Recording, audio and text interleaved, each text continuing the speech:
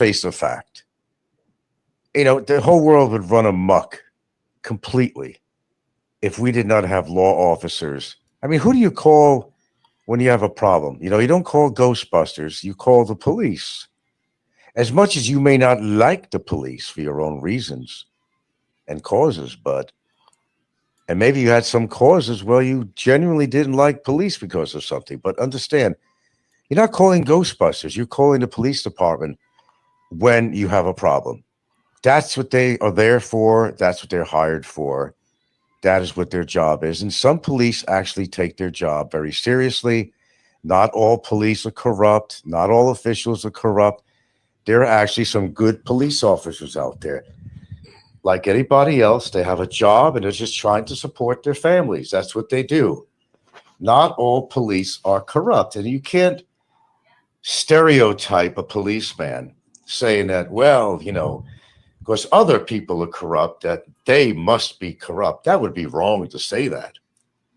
Just like anybody saying anything on YouTube that this guy did this guy's a pedophile, this guy walks in the street, he's chasing down 14-year-old kids. Yeah. Now, I'm not sure who originally put that video out. How many years ago was that? I'm not sure.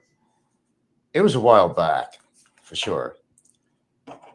But, yeah, they just cut out the beginning. They took the icing off the top of the cake and left the fillings, and that's all they did. But if you were to see the top of the beginning of that video, I still been looking for it because I've been wanting to put that on. And guess where it was? It was on my laptop. And my laptop is on the bum. No pun intended. But for those that are interested about why they keep on playing that video, or Barry does, because that's all he's got. And why not play up on it, right? They figure, well, that's got to be Frank's voice. In any other circumstance, that could have been AI very easily. Very easily. That was not AI. I'm the one that's telling you that. It's not AI. That was my voice. And it is what I said. But I was talking third person. And as I said, if you would have caught the beginning of that video, you would have heard an introduction that was talking about, and the topic of it was sexpats coming to the Philippines. Got it? All right. Hello, JP Paguia. I was in Seattle during the Golden Age, man. Man, I'm telling you, man. Boy, those were the days, my friend, that they never end. I'd sing and dance. Hey, man, I was a single man. Single man. Wasn't married anymore. Only married one time in my life. Can you imagine at my age now, I've only been, how many people have been married more than once? I've only been married once, and that was a disaster that I gladly got out of. For a lot of reasons. And I swore I'd never get married again. Well, don't. I kind of reneged on that thought because there were several women that I thought would make a good marriage partner. But that didn't work out. And as it turned out, for very good reason, I'm very happy it didn't. Sometimes you got to count your blessings with certain situations where you think this is the right person for you, and then you find out, oh, God, I'm so glad. Just like the chick Marlene over in Hawaii. If you remember who she is, she's a Filipino gal. I was with for almost 3 years. Even put an engagement ring in her finger. She kept on asking me, well, what's with the engagement? I mean, what are our plans? What are our future? Are we going to get married? And I just kept on putting it off because she was getting on my nerves. Got to the point I even asked for the ring back. She never gave me it. She has a big collection of rings from the guys that she dated. She has a jewelry box, man. Wow. I never got it back, but good for me that I did not spend more than $300 on that ring at the time, 20 years ago, whatever it was. I got out of that one pretty well. Sometimes it's just not meant for who you might be with. You're thinking in your mind, maybe there's an outside attraction. They might have a few redeeming values or qualities. But as time goes by, you learn. This is the chick that, by the way, tried to drive me. You want to know where my anxiety came from? Maybe I have PTSD. Did you ever think about that? Maybe. This chick tried to drive me off the fucking road. I was driving her back from my house in Hawaii, my lovely home in Hawaii, on a big island. She lived down in Keau, Keaau, a town about 5 miles down the road. So I was driving her back home, and I don't know what happened prior to that. My memory doesn't serve me that well, but I know that, I don't know. She was getting on my nerves at the house. I was just driving her back home, and I was just in a pissy mood with her, man. And she was just nagging away, nag, nag, nag, nag, nag. So my reaction was, as some guys do, and women do it too. You're in the car, and you don't want to slap the bitch because you don't hit women, right? So instead of slapping the bitch, I gunned it on the accelerator on the highway. And she knew what that was all about. Show my anger, right? Follow me? She goes, well, that's not how you do it. I'll show you how to do it. She grabs the fucking steering wheel. I kid you not. To try to drive me off the road, even though she was in it. I said, that was it. I drove her home, said goodbye. That was it. That was it. And here's the funny thing. You remember I told you about this Xanax shit, right? Well, prior to that, I used to take Xanax as kind of an emergency medicine because every blue moon, and it was that far apart that I would have what you call an anxiety attack. You could be having a beautiful day, but then something just comes on you. It just comes on you. Fortunately, I never had too much of that experience, but I initially got that shit. Because it was something as an emergent medicine. That's the only thing that would really help what you would call a panic attack. Now, as I said, a panic attack, you don't have to be having a bad day. It's something in your subconscious or something. Your adrenaline builds up, and that's all I did. I carried it around just in case. One of those just in case medicines, like heart preventative stuff or whatever you may take for something like that, right? Now, whenever I had trouble sleeping for any reason, I used to take some Benadryl, an antihistamine.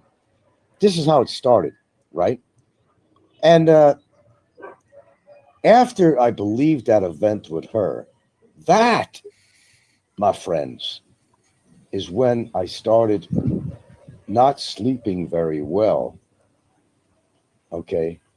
You could call it PTSD. Absolutely. You could probably live for real PTSD because you weren't there. That was a traumatic event. Almost went head on into a truck. Okay. That's real PTSD. That's real PTSD. Not bullshit, made up shit of depression, PTSD, because somebody supposedly made a statement that ruined their whole life and they're afraid to go out and listen with friends, or they're getting accompanied by their friends, and they're afraid of the world, but they're out there dancing and singing in parks and a fucking complaint by his fucking girlfriend, Well, this was real shit. Okay, so moving on that topic a little bit, or elaborating a little bit more, I noticed that I wasn't sleeping that well. So whenever I could do Benadryl, although it's not addictive, your tolerance level builds up for that. I mean, I personally know a guy, my old confidant guy, that takes Benadryl to sleep every night. I said, that has a tolerance level even on that, though. He says he takes like 5 fucking Benadryl a night. He must have started with 1. And after a while, it might help you get drowsy to fall asleep, but after a while, it becomes ineffective. And as such, you're going to start taking more and more. So what happened with me is that the effectiveness of the Benadryl antihistamine was just not cutting it anymore. I said, fuck this, I'm going to take this alprazolam, by the way, which is a generic for Xanax, okay? They're actually, in a way, they're actually chemically a little bit different, but I didn't know that. I thought it was just a generic form, but it's actually slightly different. So I started taking that, and I was able to sleep better. And I've tried other type of sleeping medicines that didn't work for me. So it was no longer something about anxiety anymore. No. The anxiety part was a periodical thing that people who have GAD, which simply means General Anxiety Disorder. That's what it stands for. It was simply an emergency medicine. That's what it was. It really wasn't even being used for anxiety. Not at all. It was being used to help me kind of get to sleep. So I started taking that, and it's been an ongoing thing. But the good thing, which is actually very surprising, is that I still stayed on the original minimum dose every night. I didn't graduate to a higher milligram degree. I never did. Never did to this day. In fact, modern day, I was taking the minimum dose, which was 0.25 milligrams. This medicine comes in 0.25, 0.50, which is half a milligram, 1.0, which is 1 milligram, and then the highest is 2.0 milligram, meaning 2 milligrams. I got to sneeze. I cut the minimum dose that I've been taking in half. In other words, I'm weaning off the shit. And I'm still getting the same amount of sleep. It's not a perfect sleep. I'm getting minimum 6 hours in, occasionally 7, which is rare. So as far as this being this Xanax junkie, if I was a Xanax junkie, I would be taking more elevated amounts of this marvelous medicine, not reducing it or not staying at the lowest dose. Paguia says, honestly, I love Xannies, and the stronger stuff makes you nice and cozy. Let me see. If you get super severe insomnia, there is an ultra strong Benny for that. Well, there's clonazepam, which I have a lot of actually here. Oh yeah, that gives you longer sleep, but you're really drowsy in the morning. Got it right here. I don't even touch it. If I was a fucking medicine junkie, I'd be popping pills like they were M&Ms, but I don't do that. Contrary to what people talk about on here. Popeye loves to talk about, and even Barry and others, they like to talk about my benzodiazepine. Am I saying it correct? Okay. My benzodiazepine usage. Well, my usage is a lot less than people think. Remember, quarter of a milligram. Quarter of a milligram. You might as well take an M&M or a piece of candy. But it does have some effect. And all the years that I've been messing with this Benny stuff has been so minimal, and I have not graduated to a higher dose. The only time I took a higher dose is when I was really stressed out one day. And I remember that. And I didn't take a real high dose. I just went up to a half a milligram. That's it. I didn't go to a milligram or two. Do you realize how some people are really fucked up? That it is common for people to take, and listen to this, this is true shit. People are popping as much as 4 milligrams of this particular drug several times a day. And in combination with other anti-anxiety drugs. Now, those are drug freakies. Those are drug addicts. Those are people who either have severe anxiety or they just got in the habit of increasing their doses for best effect. You don't exactly get high on Ben. People got that wrong. You don't get high, and your personality doesn't change when you're taking them and when you're off them. That's not the way it works. Look, I know about the drug. I've been dealing with this thing for a long time. I feel the same. I don't take it during the day. I do not take that drug during the day.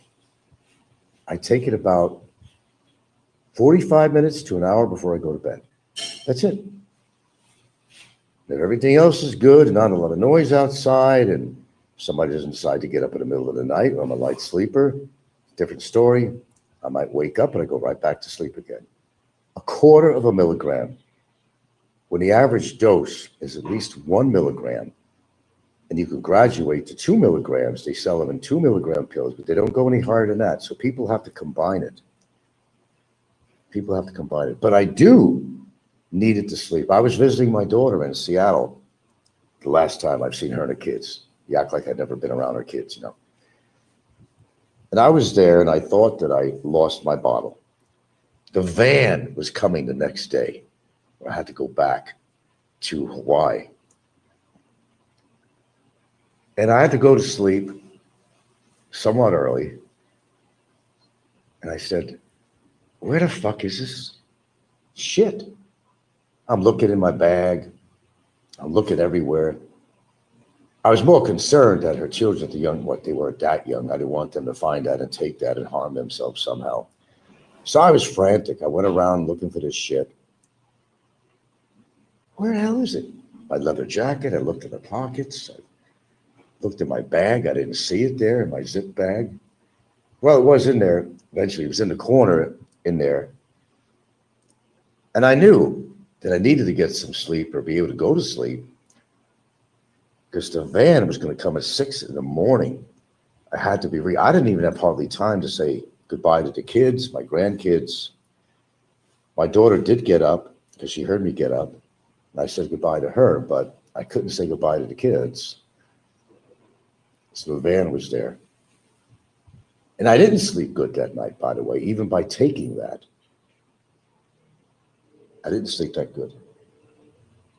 But what happens is you get more anxiety knowing that you don't have your meds with you. I was in an airport in Hilo, Hawaii, going to Philippines. And they had a delay. It was a small airport area. Once you were in there, you had to stay in there. You know how it is, unless you have to go check out again, go through all that shit. The way it was arranged over there, you were pretty much stuck in that waiting area. And I was actually getting anxiety. Oh, I felt it. I felt it going through my arms, my legs. I just felt it building up, and I'm thinking, oh, shit. And guess what? My medicine was actually in the bag that was checked into the airplane already. My safety net was not there. But when you get anxiety like that, and it just comes on you, you don't know when. You could be having a great day. You could be walking down the street whistling. You know, oh, what a great day it is. The sun is shining. But the motherfucker creeps up on you. No, fortunately for me, it doesn't happen very often. I'm very happy to say. But occasionally it does. And that medicine becomes, let me tell you something, that becomes your best fucking friend. Even over your partner, that becomes your best friend. Because if anybody out there has ever had a true anxiety attack, it's scary. Because it has some of the same symptoms as a heart attack coming on. I'm not shitting you on that. And if anybody out here knows about anxiety, they'll know what I'm talking about exactly. And they'll understand. So it's like something that you want to, and I generally don't carry it around with me anymore. I don't, I don't carry it around. I keep it in the house. I used to carry it around a lot, but it all started. Well, actually, that's not the truth.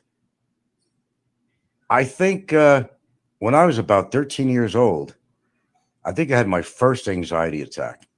And the reason was I was the last one living with my parents. We lived in a very small place. And, I was there whenever they had arguments and stuff like that. I was there to listen to it. I was in between it. And one day, I distinctly remember this. I didn't know what the hell anxiety was. All I know is my body felt different. I couldn't sit down. I was anxious. Didn't know it. Hyper. I couldn't even sit down. And my mother thought, oh, he's just play acting. No, I wasn't play acting. That's when it first started off. I've actually had anxiety from when I was a young kid. However, no problem all the way into my adulthood. The chemistry of your body. And as an adult, responsibilities of life, work, this, that, surviving could take its toll on you sometimes. The breakup of a relationship, or whatever it might be. Then it comes out, it bears its ugly head. When you never thought you're going to have a problem with that again, it'll bear its ugly head. And if you don't have something to control that, you go into a panic attack. A panic attack is you're not running around with your hands in the air yelling, the sky's falling, or pulling out your hair or nothing, It's just a very uncomfortable feeling that I wouldn't really wish on anybody, to tell you the truth. And I do mean anybody. I remember going to the ER while I was living in my other house. I was renting here in the Philippines. 2 times we called the ER because I swear I was having a heart attack. I'd even told Gilda I love you in case something happened to me. I thought this was it, Elizabeth. I'm coming to join you, And that's what you feel like. It's not a good feeling. So anybody's ever experienced that, they'll understand exactly what I'm saying. Frank was a man in Seattle. He got tons of story. Boy, I do. Anger says it could be brought on by stress. Yeah, that could be a contributory factor. Why am I not getting anxiety attacks now? There's a lot of bullshit going on with the courts and all that. I should be like popping these like M&Ms, but I don't. Heminger says, let's change the topic. We're all having heart palpitation. That's great. Yeah. She's my hardest. Yeah, sometimes talking about this shit. But I'm giving these guys a reality check of what it's like and why I take this shit. I take it mostly as a sleep medication. That's all it is. And all it really does is it makes your respiration go down. Okay. Now, that's not good, by the way. I'm going to tell you the truth. If you had really bad lung problems like my brother did, my brother really needed to take something for sleep that didn't work for him. There's nothing he could take that was safe. His O2 level was very low on a normal level. And he did have emphysema. The poor guy, I mean, God, I felt for him. I tried to research things for him that would work and to get him sleep. And my God, I couldn't imagine what he went through. Although I've seen what he went through, but imagine, see, if you could die in your sleep if your lungs are fucked up, you could die in your sleep because your respiratory system is going to just tank on you. All right, we'll get off the subject of that. But yeah, maybe I have PTSD. Did you ever think about that? Real PTSD? Not like in a phony fucking complaint that my life is ruined. This guy said some bad things about me, which I never did. I never did. Phony, bogus, bullshit, diarrhea of the mouth fucking report. I'll tell you what real PTSD. I'll tell you what that is. I'll tell you that when you get hit by a car when you're 7 years old, which I did. Maybe that carried on. And when you're with some crazy bitch who wants to take the steering wheel of your pickup truck and force you into the path of another vehicle. That'll give you PTSD. Not supposedly some guy on YouTube just said, he called me a prostitute and a whore, which I never did. Bullshit. Fuck that shit. I'm scared of him. I can't leave the house unless I go with somebody. I'm in so much fear. Oh, bullshit. Bullshit. That is evil. That is revenge beyond belief. To want to go try to destroy a man's life to satisfy her loser fucking boyfriend. What do we call them in America? Karens or whatever? I don't know, but it's got to be a Filipino terminology out here. I don't know. Who does that and puts themselves in legal jeopardy at the same time? Damn. Frank, you have good acting skills. You need a radio show syndicate. Yeah, maybe that was the answer, man. I could have been a contender, Mrs. Heminger. I could have been a contender. But I'm not a pretender. I could have been a contender, but I'm not a pretender, Mrs. Hem. Yeah. Yeah, I missed my calling. You sure? Yeah, I wanted to be an actor. I'll be honest with you. I wanted to get into acting. I really went into wrong endeavor. You know, should have studied with Lee Strasberg or somebody or whatever, if he was alive at the time. I don't know if Strasberg is still alive. No, I chose the wrong calling, you know, really. I can play different roles. I could be the meanest evil bastard in the world. I could do comedy. I could easily be in a thriller movie.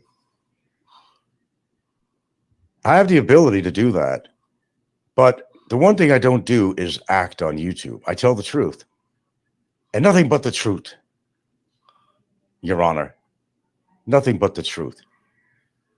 It keeps reminding me of Curly on the Three Stooges when they did that trial thing and they were trying to put Curly on the stand. That was a great scene. The guy that was swearing him in, he had the hardest time with Curly. Curly was wearing a top hat. Take your hat off. Okay, he takes his hat off. Raise your right hand. So he raises his right hand and puts his hat back on his head. Anyway, you know the whole routine on there. That was just funnier than shit. Paguia. Oh, Heminger says photography is a dead end. Yeah. Should have been a cast with Drew Barrymore. Hey, I should have actually, really. I should have, but the director they already put their shit together. You want to know the truth? Yeah, they probably could have got me in on there. No, the truth is, but then I'd have to go to Toronto. What, for just a tiny little part? Because they were filming this in Toronto. Yeah. It would have been fun, but I don't think I would travel all the way from Hawaii to Toronto just to have a couple of minute part in the Grey Gardens movie. I don't think so. Just like I didn't want to go to the Lost, you know, the movie Lost, the famous movie Lost TV series. I bugged the goddamn coordinator who hires people, talent coordinator, so much that she finally said, okay. There's only going to be an extra or something in there, you know. But, you know, it was the last episode. The most critical part of that series. There's no bullshit. But I'd have to go from the Big Island to, where was it being filmed at the time? It was either in Oahu or it was in Maui, one or the other. I would have to pay this airfare to go there. I'd have to pay for accommodations, my own food, and the only thing they would do there is feed the cast a little meal, and they might give you $25. At the time, you know, it was like not very attractive to me. She finally said, yeah, okay, this is where you got to show up and blah, blah, blah. Wow, opportunity to be in the Lost movie. Even if you were just an extra, I think that was extraordinary, but I didn't want to have to go pay and go to another island just for like a 5 minute viewing or less in a scene. I didn't think it was worth it. And I think at the time, when they wanted me to come out, I didn't get paid yet. So I couldn't make the trip anyway because there was too many expenses involved. But yeah, I actually could have been in a movie Lost. But, just as a goddamn extra, eye candy in the background or some shit like that. It wasn't worth it. If you had a speaking part, then that's, well, hey man, I mean shit, I'm there. I'll borrow whatever the money to go there. A speaking part on Lost? Are you kidding me? That would have been extraordinary.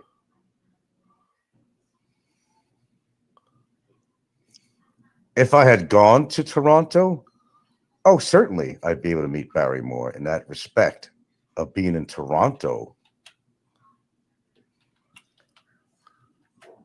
Okay, JP Quaglia.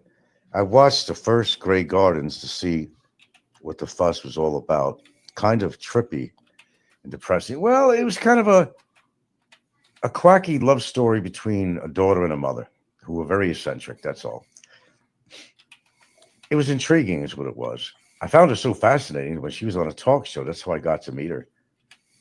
I looked her up and lo and behold, the number was listed. I said, holy shit. Call her, told her who I was, student at SVA. I made the arrangements to come out. Of course, I talked to her for a while and build up her confidence. That's how you do it. I came out there to see her, and the rest is history. There you go. And it was great to meet her. I mean, she was kind of had a big following. Like, she was a cult heroine. She absolutely was. If you understand how many followers this woman had, you'd be shocked.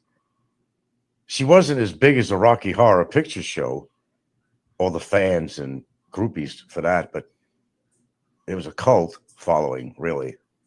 But she was up there. And a lot of people, I don't understand why. You'd have to understand her history, the family history, her character, everything that happened at that mansion and how it all turned stone, and how they lived there barely existing.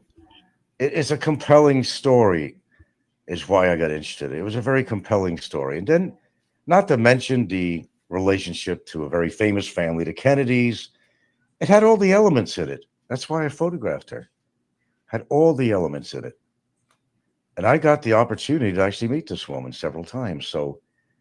And we wrote to each other.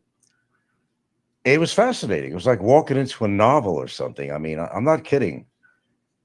It was fascinating. Here's this poor Italian boy from Mount Vernon, New York, making a trip to the fucking Hamptons, for God's sakes. I go there and I'm looking at all these mansions, and they were summer homes. They weren't even yearly homes. They were summer homes. Big ass fucking mansions owned by some of the most famous people in the world. I almost felt like I didn't have the right to be there. Then I come to her place, which is rickety rackety shack. I said, what the fuck? And I do remember the first introduction when I first came there and I called out Edie. She stood behind her door, opened her door, and she had a kind of a ripped up screen on there. She was kind of hesitant to open the screen door until she knew it was me. And I talked to her, and she seen that the coast was clear, that I wasn't some freakazoid. And we first initially sat outside and talked, and then she brought me into place and showed me around, and I was fascinated. There were rooms in there that wasn't touched for decades where, the children who grew up in there, her brothers, guitar, classical guitar, just laying against the bed like it was never touched. The dust was there. You go into this room where they had this, it was a study, where they had a piano in there, and they had shelves of books that were covered with plaster from the ceiling caving in. It was fascinating. I was so enamored by visiting her and experiencing this place. It was like walking into a fucking novel. I mean, real life. I'll never regret that. Okay. So now Kennedy works for Trump. Well, he's changing his mind, and a lot of other Republicans they're really getting upset now with Trump. And I don't want to go into that, but boy, things are happening. Things are happening. That's all I'm going to say, because I really don't want to get into the politics. A lot of people are turning their heads now on this guy. When it comes to their pockets, they're no longer a Republican or a Trump supporter. When it comes to their pockets, you wait and see. I told you guys, you cannot see something going on in the news where people are upset with this guy.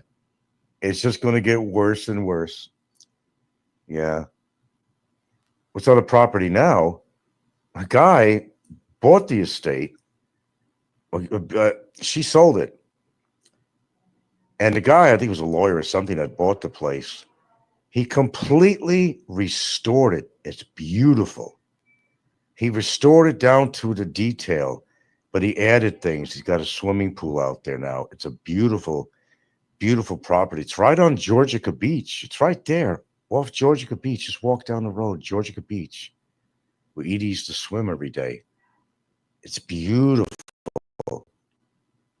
They didn't miss a trick. They restored everything in that place. The marble garden. Oh, my God. I've seen the pictures. I wasn't there to see it, but gorgeous. Painstakingly restored the place. Gorgeous.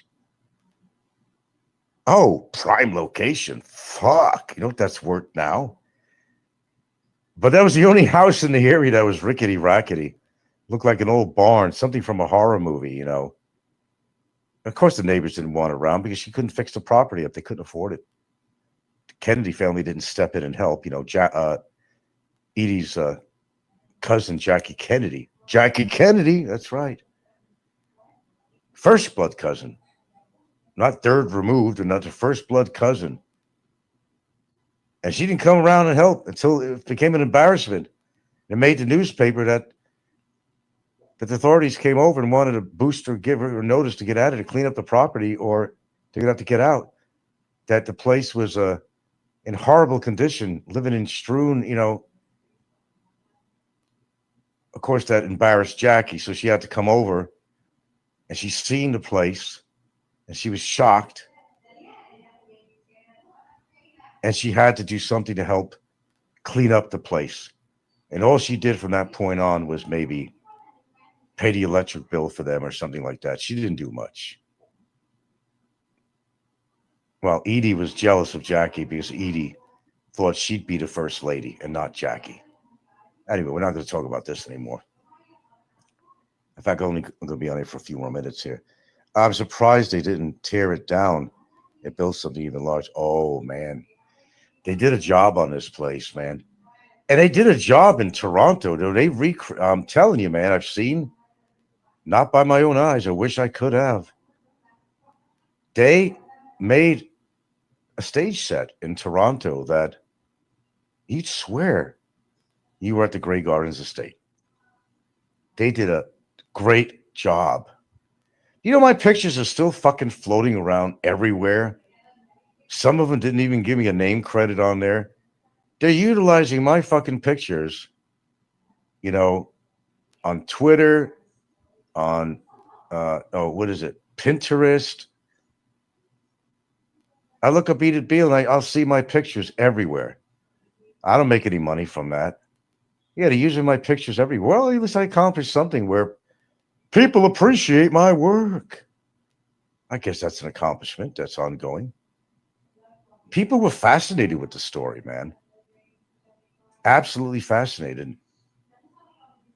And Drew did a wonderful job playing Edith. And Jessica Lange did a damn good job of playing Edith's mother. Got to give her credit on that. No, I never met Edith's mother because she was dead at the time. I wish I could have. I sincerely wish I could have. All right, end of subject on that. Okay, but no, I never went to the set in Toronto. I could have been a contender. But hey, like they say, it is what it is. I miss my calling. Oh, well. I'm famous in my own way now on YouTube. There you go. I'm famous right here. I found my niche. I'm famous right here. To your delight. Not always to my delight, but to your delight. Here I am. Rotting like a hurricane. We get to look for your name. Oh, as soon as they begin the credits, it doesn't take long. And it says assistance or whatever. What was it? Credits on there. In big letters, too. And it hung in there for a while. You can see my name right on there. In fairly good letters, and it hangs in there for a while. I think I was one of the first names on there for assistance. What was it under? I forgot the entitlement of that. Oh, yeah, you can see that very clearly.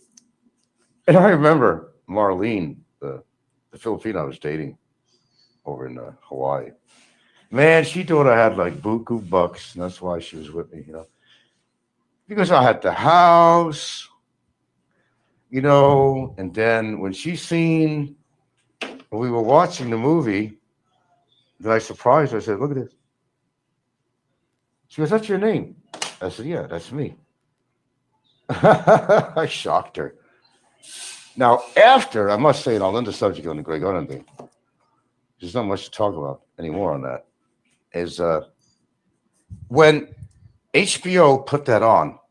Now, remember, I was selling her images online. And I got to tell you, when HBO came on, they were all looking to buy original photographs of Edith Beale. Anything to do with Greg Gardens. I could say my phone was ringing off the hook, but my computer was smoking. And while my girlfriend was living with me, we'd be ready to go out the door and say, wait a minute, I just got another order. And she thought I was making money left hand over right. And actually, at the time, I actually was. See, here's how I worked it. I was living in Hawaii and this was going on. And I had a guy I know real well that ran a lab in Seattle. It's actually just outside of Seattle, in Kenmore, actually. So what I would do, whenever an order would come in, and I'd number the pictures 1 to 25, 1 to 50, whatever it was, how many images I was putting on eBay. Who's knocking? Me. Why are you knocking? I'm knocking. Oh, in the other room. Okay. Okay, so how it happened is that I would tell him, I'd say, his name was Dale. I'd say, Dale, give me 2 prints, 11 by 14 size of image number 12 or 13, whatever it was, right? Or give me 5 prints of number 2, okay? And how it worked out is that he would print this up. He would have the address of the person it was going to be sent to. It was America, of course. I couldn't send it internationally. And he would print it up and send it out. Of course, there'd be a cost to that. But I was getting like, what was it, $75 for 11 by 14. I was getting $50 for an 8 by 10. And I was getting like something like $20. It was a little 5 by 7 or something. But, it had to add in the price of, him having to physically walk it over to the post office and stuff. But yeah, the orders were coming in. And she was like saying, what the fuck? Good morning. And she was like thinking, damn, this guy's making money. Like, what the fuck is going on? Oh, yeah. And actually, the truth was, I was. I mean, nothing to write mom home about, but so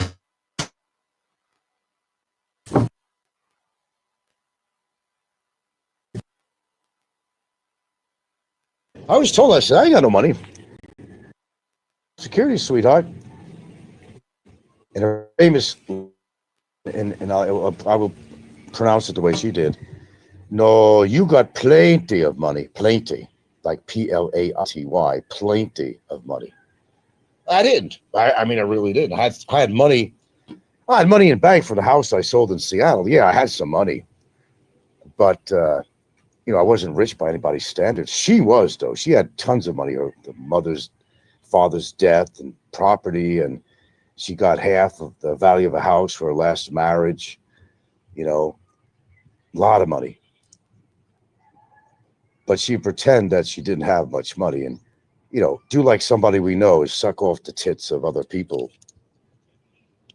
She wanted to marry people simply so that she could get into the marriage and hopefully she could contribute to a house some way and then divorce you later on and say, I've contributed so much to the renovation of the house or whatever. That's what she did. That's what she did. But thank goodness. Thank goodness I didn't marry her. Thank goodness I ended that relationship. I told you she was crazy. She wanted to drive me off the fucking road. That was it. It was all she wrote. Good night, Irene, That's when, truthfully, I started to suffer from symptoms of anxiety. It happened at an early age, but I never had a problem with it. Fine, all the way into my adulthood. Perfect. But after her, I guess you could truly say I got PTSD. Legitimately. And I did. I did. Legitimately. That was traumatic. And I've also got into an accident that was pretty traumatic. I fucking T-boned a van with some old ladies in it. My car got damaged. My hand was sprained. I was freaking out. I could have killed those people. It was my fault. It was a shaded part of the main part of the road, the main thoroughfare. And you couldn't really see with the sun. And then again, here we go, a juxtaposition of the shade and sunlight. I didn't see that van coming down the road. So I gunned it and went across the intersection. And lo and behold, a white van comes driving by, driven by little old ladies from Pasadena. Wow. That was traumatic for me. So there you go. I can legitimately say, without a bullshit complaint, that it is quite possible that, and I wasn't even in the war. You don't have to be in the Vietnam War or served in the service to get PTSD. I've had some incidents in my life that can contribute to that, 100% for sure. I'm not going into all the details, but I've had some incidents that could definitely qualify for that. Abso-fucking-lutely. Okay. All right, with that being said, I think I got to get something to eat here. If you don't mind, and I got to do some of my normal shit in the morning.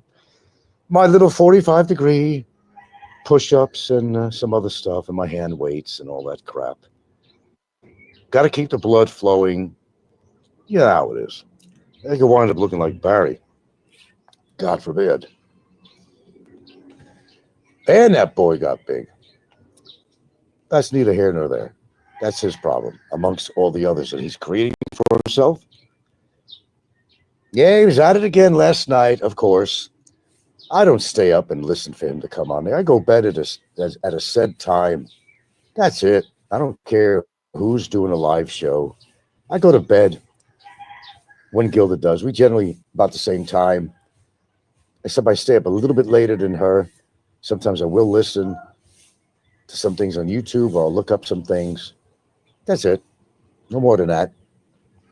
So whenever I fall asleep, I take a little 0.25, and now I broke it in half. That's like non-existent.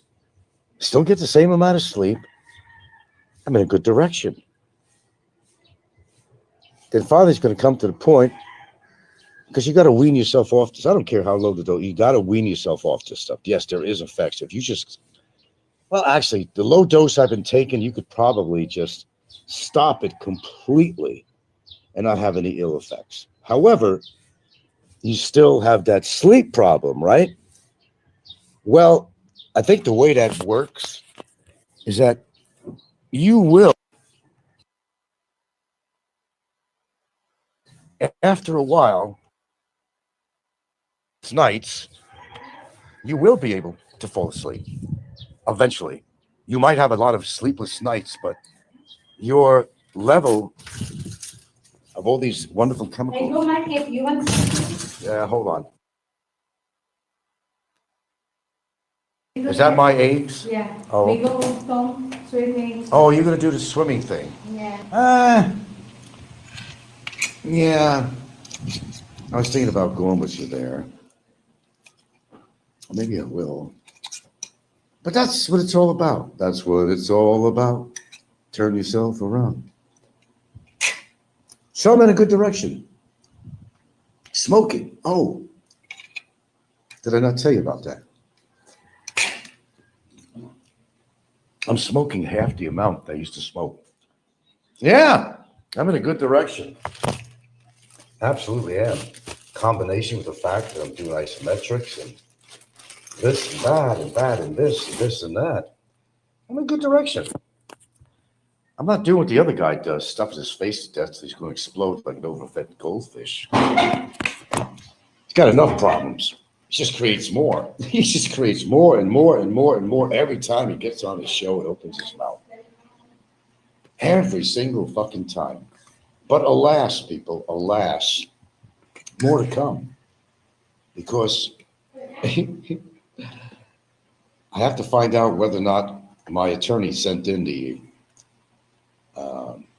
paperwork with the videos. They don't always get back to me when I want. No, they don't. But sometimes they do. And this is very official. This time, it's very official.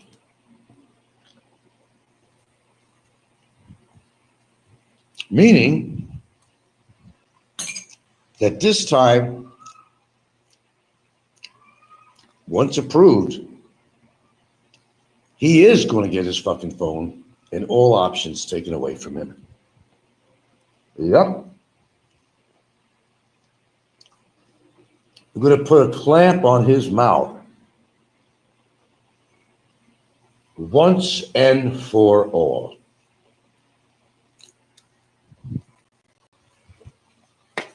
I can't wait.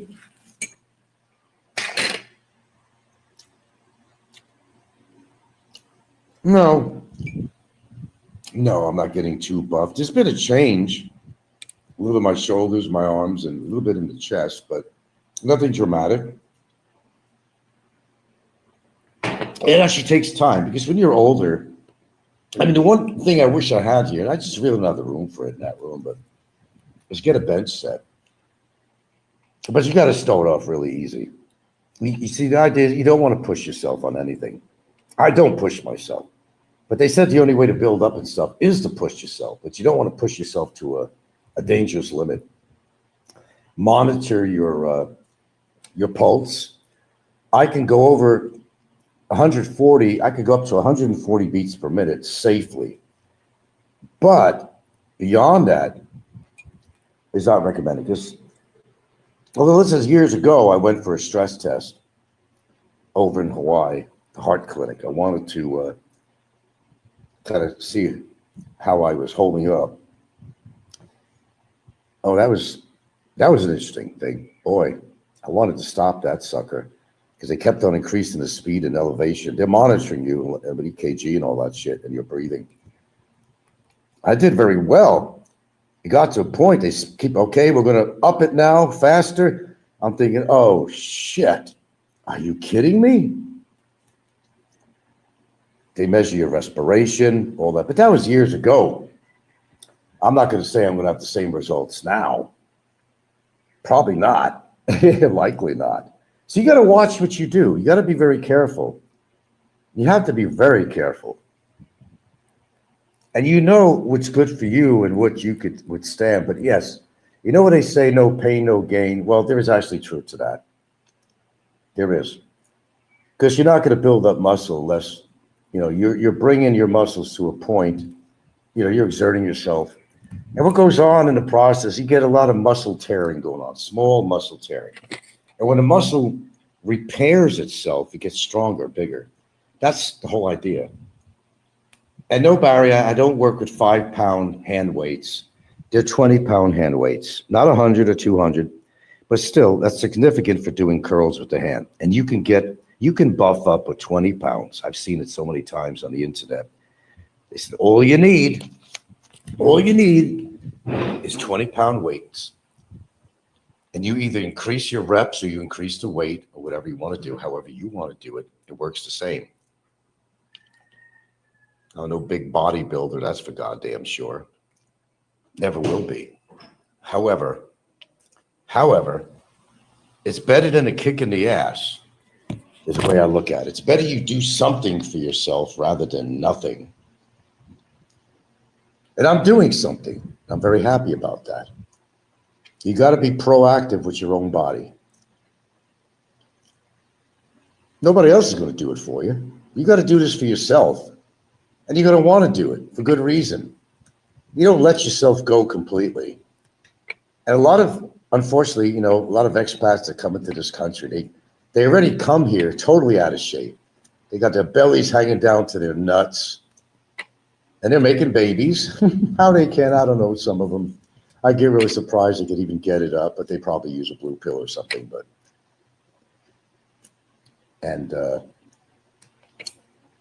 you don't want to use a blue pill if you have any heart conditions. The worst thing you can do. Worst thing you can do.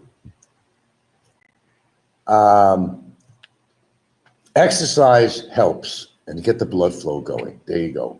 Exercise. Besides certain supplementation that helps too, but you want to do exercise. Use it, don't abuse it. You can set a goal for yourself. But anyway, I need to go. I thought I'd read you a couple of items in there. What his girlfriend did is going to come back to hit her in the face. Did I put a guarantee on that? No. Would I say it's probable? I'd say yes. Can I guarantee it? No.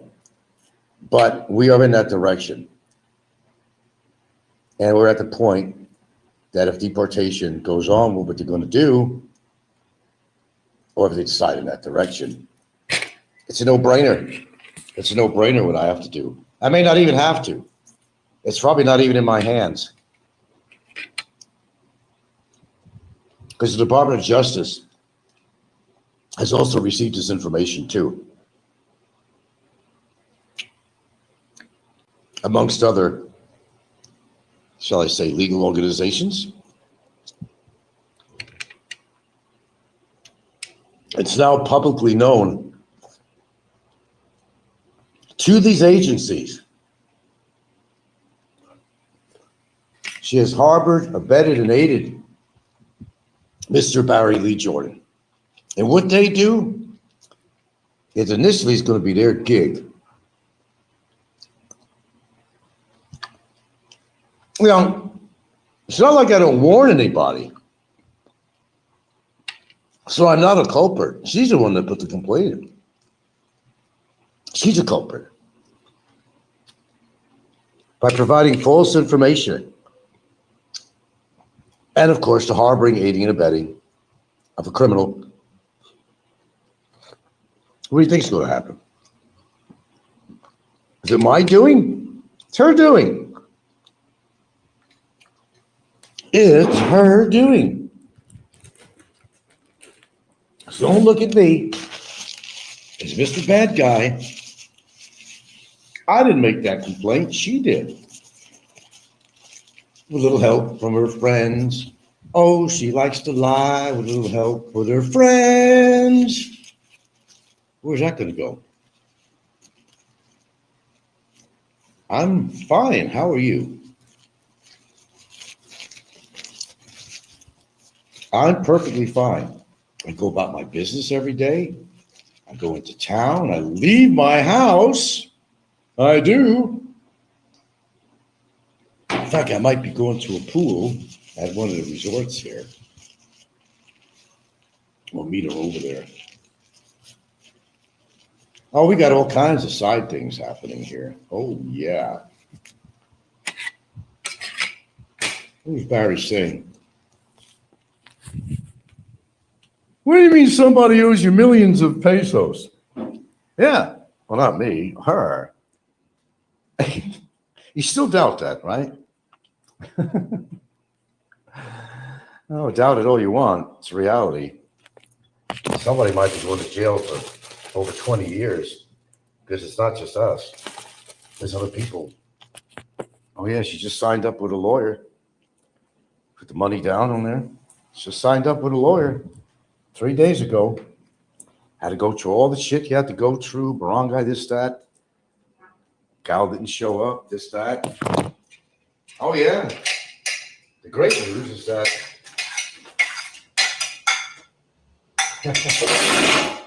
if she doesn't get the money, she's going to get 2 properties. The way it's going to work out. Because it turns out the girl was lying, saying she only had 1 property that she didn't pay off. So the assets are going to be attached. And we're going to be the proud owners eventually of 2 properties, 2 lots out here. You betcha. Not to mention punitive and everything else. She's going to do good. She's going to do good. God bless her. She's going to do good. I'd have to put doubt. Oh, yeah, sure. He said, yeah, you believe that somebody owes millions of pesos? Yeah, someone does.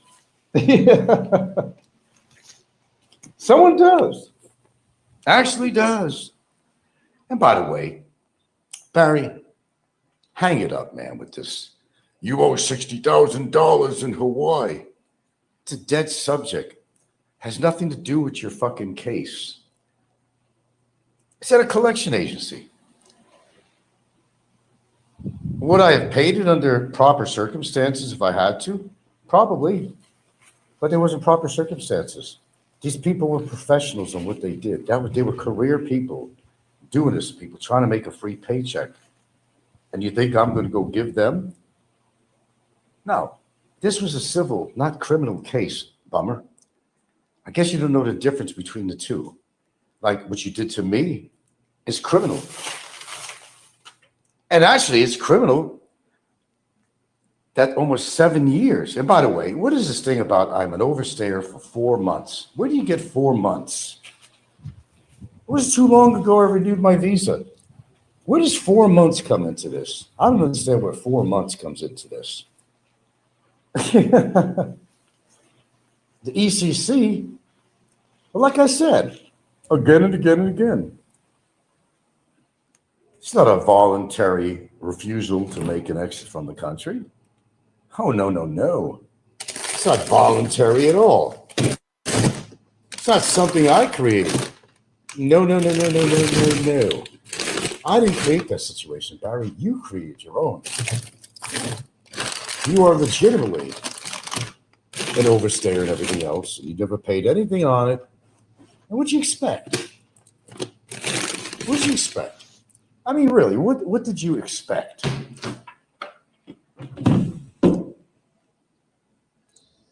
They were going to smile at you and say, don't do it again. Don't overstay. Oh, yeah, and Ricky's getting carried away with this shit, too. They're all broadcasting that Frank's going to be picked up. It's going to happen soon. I've heard this how many years ago I was going to be picked up or something. I'm still here. I'm still home. Still going about my business. Nothing's changed. I go out in public. I could even walk by the police station. Just another day in paradise. They were going to pick me up. They would have done it already. Fact, not fiction. And under the circumstances, remember, there's no resolution. They have not come up with a resolution to this case. And whatever it turns out to be, we deal with it. That's what you do. You deal with something. You deal with it. You don't run away like you did, Barry. Almost 7 fucking years. You deal with it. You owe money to the fucking immigration. You pay it.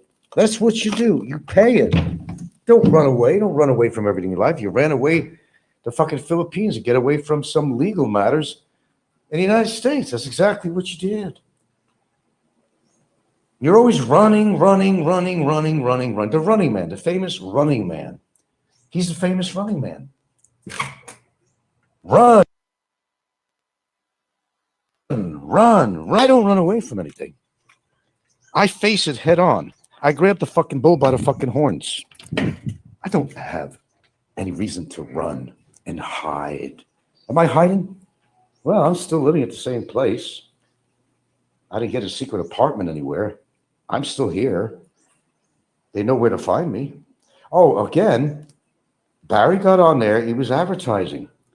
He doesn't know how to stay out of trouble.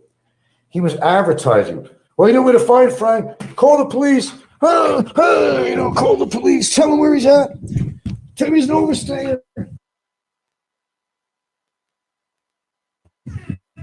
Help, help, get the police. Help, help. Somebody do something to make me happy.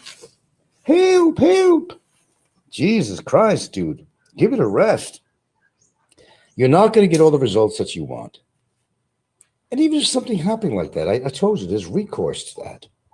Of course there is recourse to that.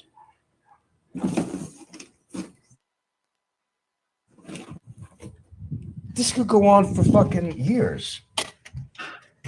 Let's say they decide, okay, we decided we're going to go through that complaint and put a deportation order. Oh, and I'm gone, right? Oh boy, I'm like out of here, right? No. Sorry to disappoint you, bummer. Mr. Chapstick. Don't work that way, like you like to say. It don't work that way. Don't work that way. Saying something doesn't mean it's going to happen. The famous counter affidavit.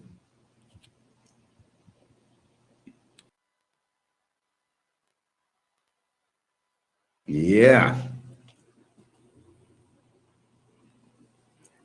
As to alleged narrative of chronicle of public insults and psychological trauma, Battaglia's campaign against Charisma Saram. That she states. Yeah. Oh, yeah. You know, if it wasn't so stupid, I'd say it's funny, but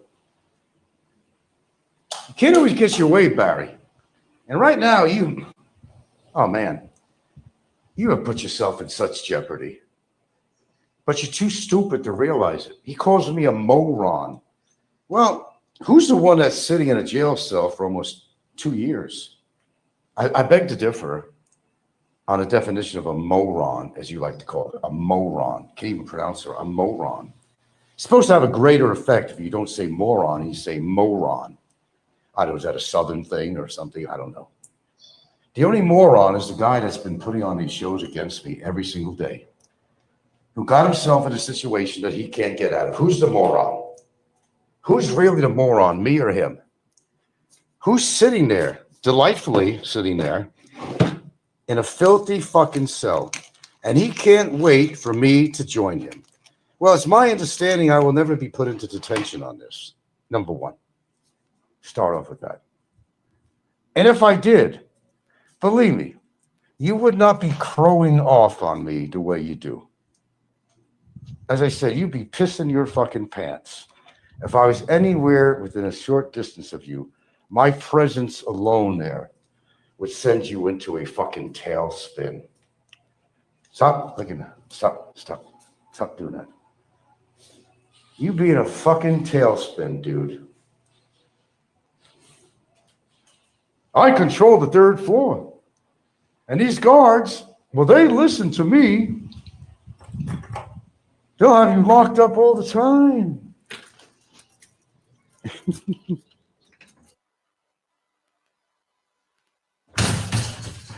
He thinks he's got these guards as trained SEALs or something. Well, in fact, he's actually getting them in trouble, as you will find out in the end. None of my doing. Nope. None of my doing. It's his doing.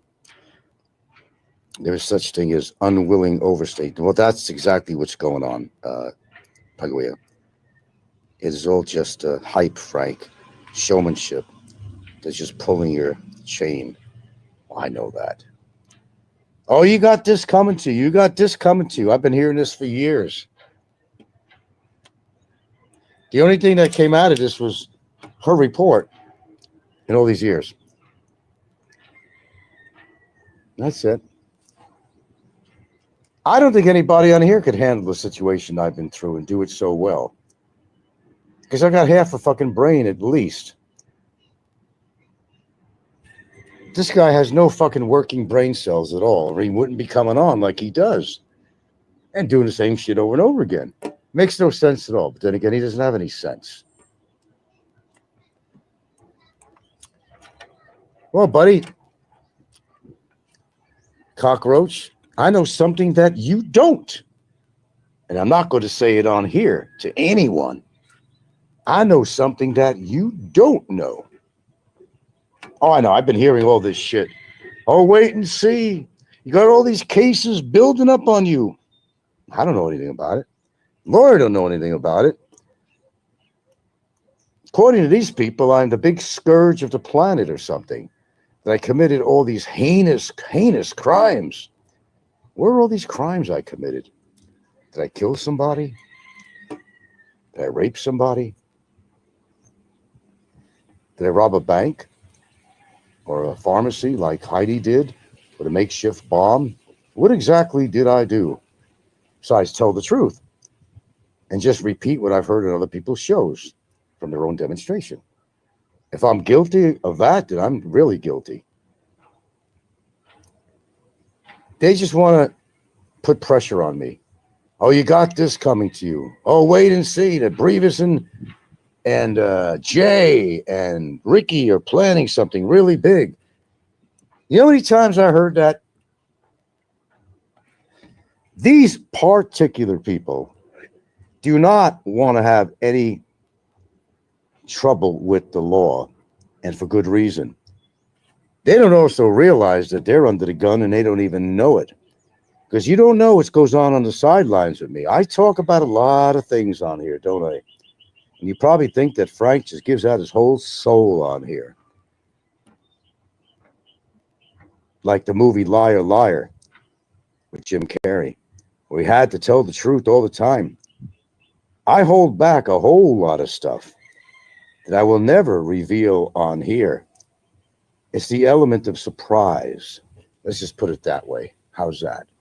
Be all fair about this element of surprise.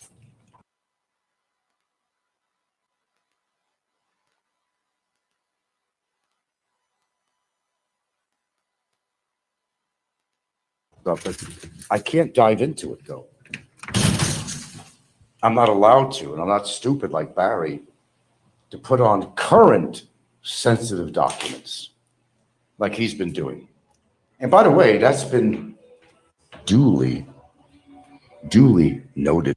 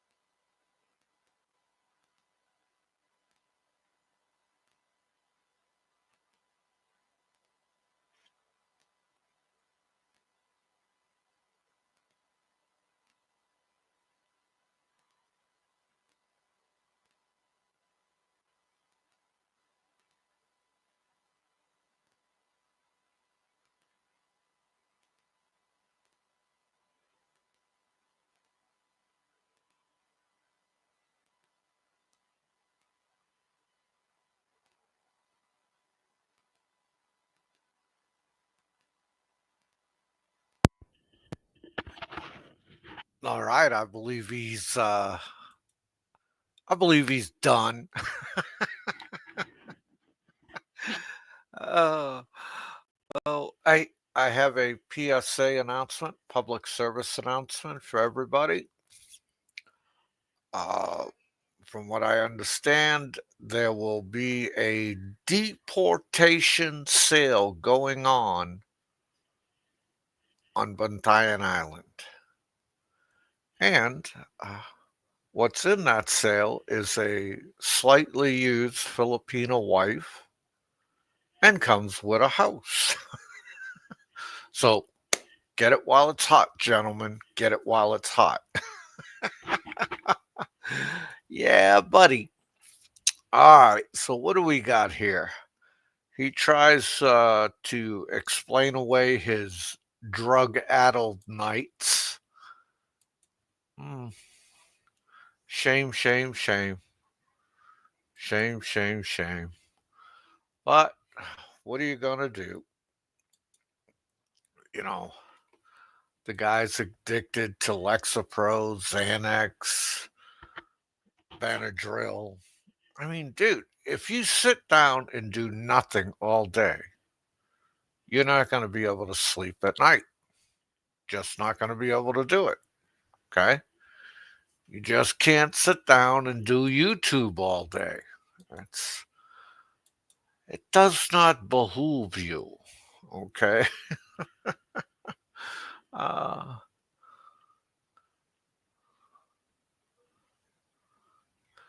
yeah, people like Frank are going to cause the Philippines to raise tariffs on us.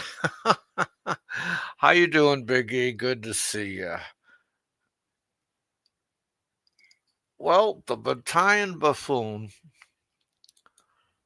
he sat there and he insulted Shaw for a while. He insulted Barry for a while. I mean, same shit, same grind, same thing over and over. And he has legal recourse. And I really like the part, where he gave 2 million pesos to his caretaker and it got flushed down the toilet on a land deal. And, you know, the guy doesn't think of the story he tells. He says 5 to 6 people have all got court cases against the same lady for doing the same shit. So Frank thinks he's going to go to the front of the line and get her land. No. What will happen? This will drag out for years. Maybe in about 10 years, they'll sell the land. Frank will be dead. Gilda will be half dead. And she might get about 15,000 pesos out of it if she's lucky. Okay. The 2 million pesos is gone. It's like I told you guys before. Once you give a Filipino money, it's gone. Okay. And it's just not Filipinos. You give any woman money, consider it gone. It's no longer yours. You're not getting it back. It's not happening. Okay. So you give a woman money, kiss that money goodbye. All right. And uh, anybody with a man card knows that. Right? Frank, I think they burned his man card when he dodged a draft and graduated high school, if he did graduate high school. But I tell you, mm-hmm, you know, he keeps talking shit get about Shaw. He's digging himself a nice little hole. All right. All right, there you go, guys. If anybody would like to come on and say their piece, you're more than welcome. It's Friday night.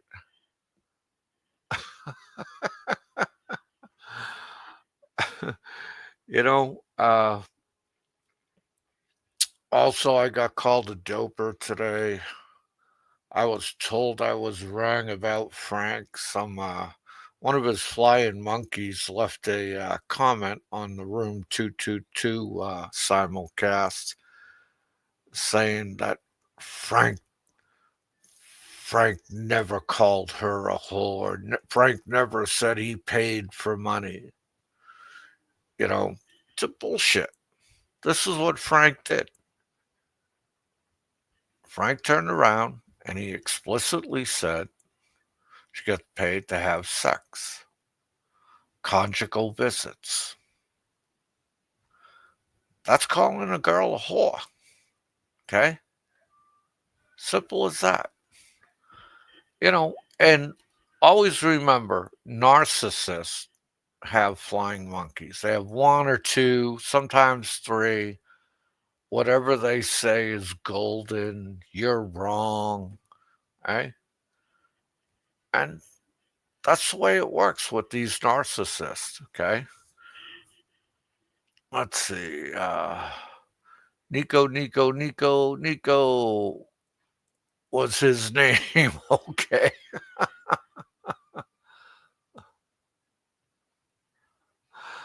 My ex-wife was the David Copperfield of savings. So you know what I'm talking about, Darcy. You know what I'm talking about. Steve 25901. Some of those guys probably broad spammers and have soiled their loins. Oh man. But hey, what can I tell you, man? This guy and the stories he tells, how he was the ladies' man back in the day. Oh, oh. I mean, dude, isn't this the guy that told me? He told Dave, he told Nico, he even told who else? Our boy Big Shot Travel. He told us all. Nobody wants to hear about your military days and your weaponry that you worked with. Just leave it in the past.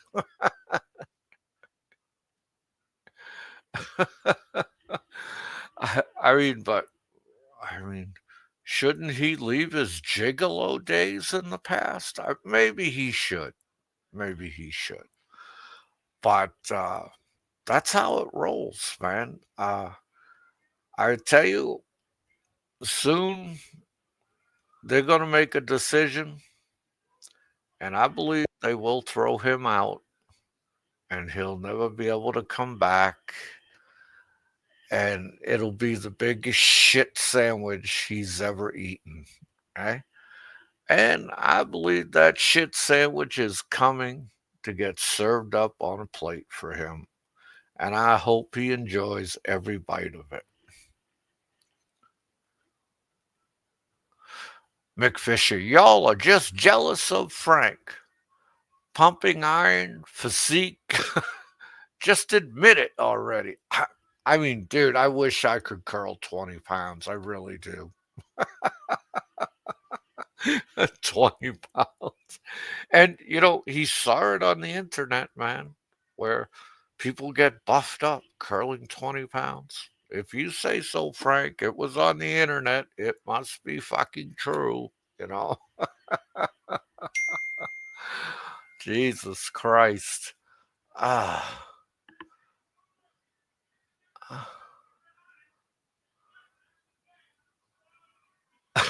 that so Steve 25901 is going to make a garden fountain sculpture of Frank and Barry peeing on each other. Nice, nice. Send me some pictures. I'll use it in the Popeye one short. Do you remember the video of him and that girl and the taxi cab? She looked so uncomfortable. Oh, that video was gold, man. She looked like she wanted to fucking open the door, jump out, and roll.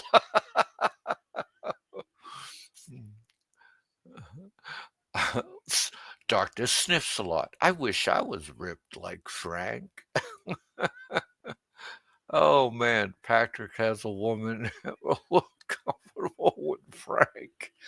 I don't, not even Gilda, right? And I have to give Big Shot Travel credit. He said it right. Gilda was on the stand and she was asked, "Does Frank pay you to be with him?" And she said yes. Okay? And you know, she said yes to back up this caretaker lie. I mean, the guy's hypocrisy is up to my fucking nose.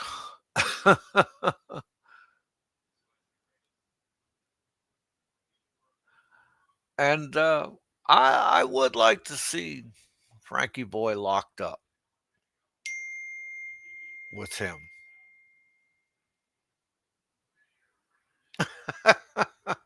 I would like to see Frankie Boy locked up with Barry, the third floor boss. That would be friggin' hilarious.